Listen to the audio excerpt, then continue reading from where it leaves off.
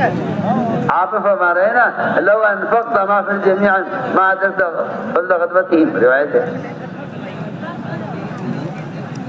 تو میں نے عرض کیا کہ آج کل لوگ کے ذہن میں ہے ہی ہے کہ بھائی تو یہ خرچ کرتے ہیں، یوں خرچ کرتے ہیں، مسجد بناتے ہیں، مدرسے بے شک بناؤ سر آنکھوں پر، لیکن میں کہتا ہوں کہ جس مقصد کے لیے تم مسجد بنا رہے، جس مقصد کے لیے مدرسہ بنا رہے، اس مقصد کے لیے لوگوں کو تیار تو کرو۔ تیار تو کرو، تم اس کے لیے تیار تو کرو لوگوں کو۔ اگر تم اس کام کو تیار نہیں کر رہے ہو، آپ جا کر دیکھیے ملکوں میں آپ کو بڑی خوبصورت خوبصورت مسجدیں اربوں خربوں روپے کی تیار کر کے بنا کر دکھلائیں گے، اس میں کوئی نماز پڑھنے والا نہیں ہوگا۔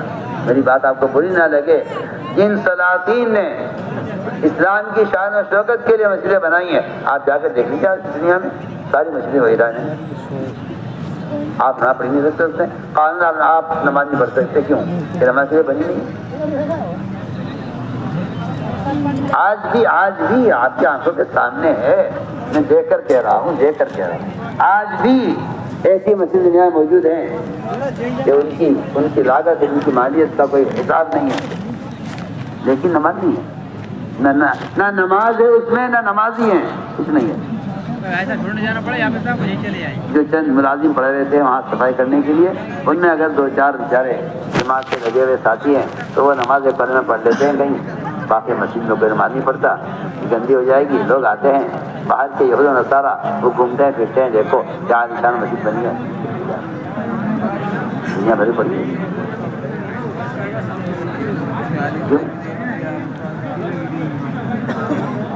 ایسا نہیں ہے کہ آپ خیر کے گائے مال خرچ کر دیں، نہیں، میں تو پوچھتا ہوں آپ سے، آپ میری بات کا جواب دیں۔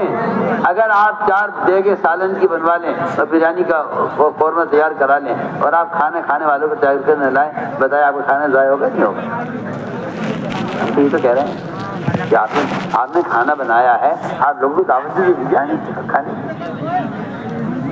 آپ نے کھانا تیار کیا ہے، آپ لوگوں کو دعوت دیجیے کھانے کی۔ میں حدیث سے مثال دے رہا ہوں، صاف روایت ہے کہ جنت دسترخوان ہے، اللہ تعالیٰ داعی ہیں، محمد صلی اللہ علیہ وسلم کو بلانے کے لیے بھیجا ہے۔ آپ اگر کھانا تیار کریں تو آپ کے لیے یہ بھی ضروری ہے کہ آپ کھانے کے لیے لوگوں کو بلائیں۔ میں یہی کہنا چاہتا ہوں، آپ نے مسجد بنائی ہے، مدرسہ بنایا ہے، آپ علم کے لوگوں کو جا کے تیار تو کریں مدرسہ آباد ہو، آپ مسجد کے لوگوں کو تیار تو کریں کہ نمازی سے مسجد آباد ہو۔ لیکن ایک غلط خیال ہی پیدا ہو گیا ہے کہ بھائی مال تو ہم لگا دیں گے، جان تم لگا دو۔ ہاں، یہ بالکل غلط خیال ہے، مال ہم لگائیں گے، جان تم لگا دو۔ مجھے حدیث میں اس کی کہیں ایک مثال نہیں ملی، کوئی ایک واحد صحابی ایسا نہیں ملا جس نے کہا کہ مال میں لگا دو، میں جان تم لگا دو، کہیں ثابت نہیں، کہیں کوئی ثابت کر نہیں سکتا کہ فلاں صحابی ہیں جو ہے نا مال لگایا جان نہیں لگائی۔ بتائیے آپ، میں آپ سے عرض کر چکا ہوں کہ صحابہ نے ایسے بڑے بڑے خرچے کیے ہیں اس راستے میں، حضرت عثمان نے اتنا خرچہ کیا، فرمایا کہ آج بعد عثمان خرچ نہ کریں تو ان کو کوئی نقصان نہیں۔ لیکن جو مال خرچ کرنے میں آگے ہیں وہ بدن کے اعتبار سے میدان میں بھی آگے ہیں۔ یہ نہیں کہ مدینے میں بیٹھ کے مال خرچ کر رہے ہیں۔ میں نے کل بھی عرض کیا تھا کہ ایک صحابی نے سوال کیا صلی اللہ علیہ وسلم سے کہ میں 6000 سونے کی اشرفیاں اگر خیر کے راہ میں خرچ کر دوں مدینے میں رہ کر تو کیا میرے جماعت سے نکلنے کا بدل ہو جائیں گے؟ فرمایا جو اللہ کے راستے میں نکل کر سو رہا ہے وہ بھی تجھ سے افضل ہے۔ میرے دوستوں، میں آپ سے کہنا چاہتا ہوں کہ دین نہ مال سے پھیلے گا نہ عہدے سے پھیلے گا۔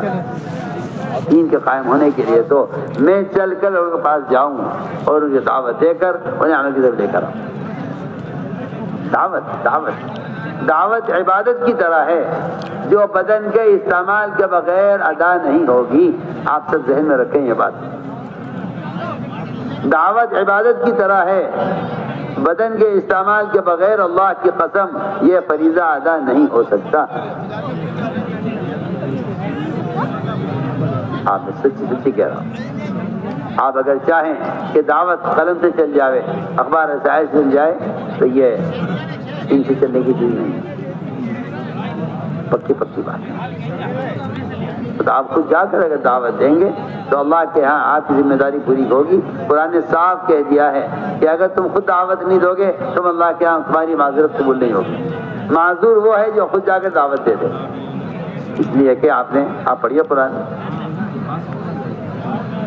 پڑھیے آپ قرآن۔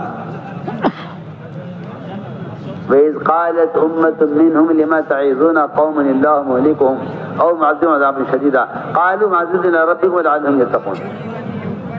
ایک جماعت چلی ایسے لوگوں کو دعوت دینے کے لیے جن کی اللہ نے ہلاکت کا فیصلہ کر لیا تھا ان کے گناہوں کی وجہ سے۔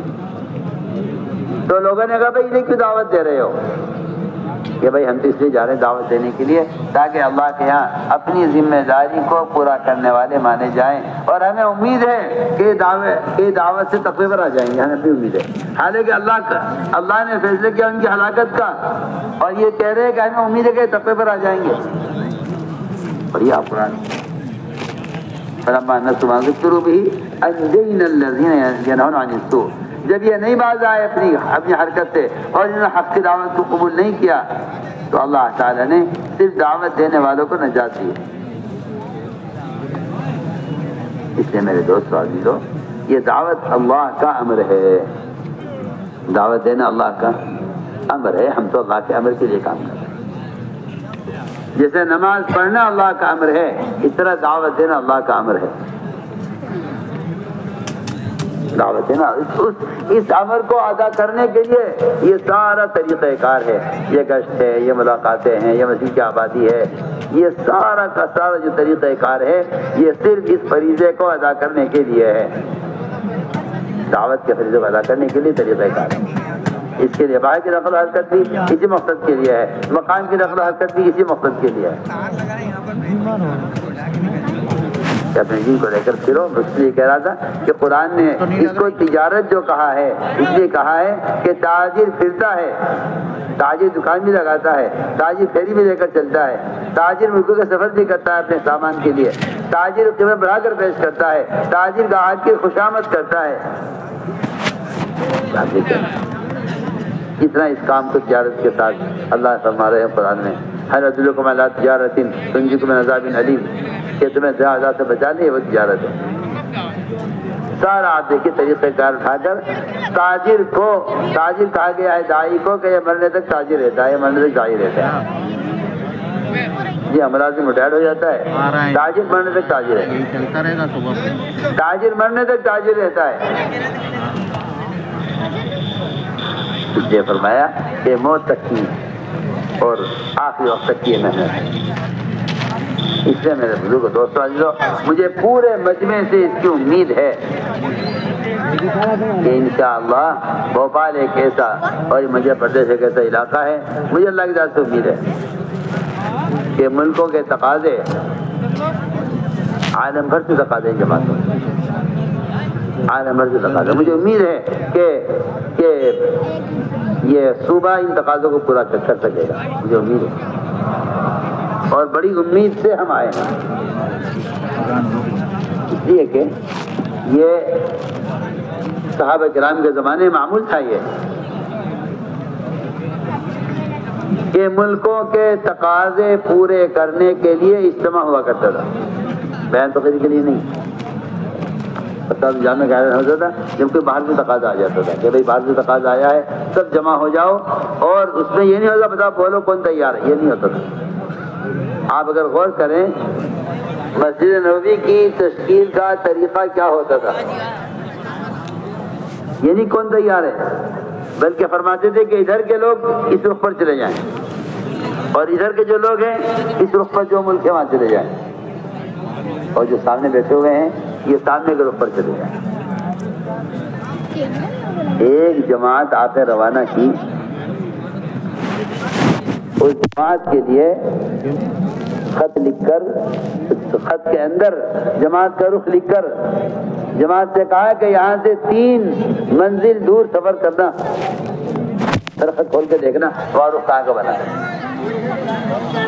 ایسے ایسی جماعت کروانا ہو۔ جماعت کو 3 دن تک جماعت چلتی رہی مدینے سے باہر۔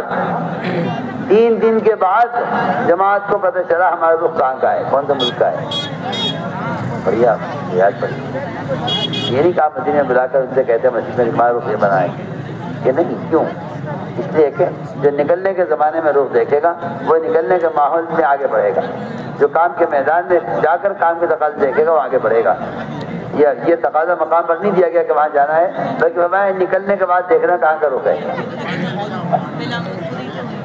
اس لیے ہم نے عرض کر رہے ہیں کہ ہمارا آپ کے یہاں جمع ہونا سارے عالم کے تقاضوں کو سامنے رکھ کر جمع ہونا ہے۔ یہ کوئی معمول کا اجتماع نہیں ہے کہ اجتماع معمول کا ہو جائے، نہیں، اس معمول کے اجتماع سے کچھ ہمیں اس کا کوئی مقصد ہے، اور اس سے کچھ چاہا جا رہا ہے، اس سے کچھ چاہا جا رہا ہے۔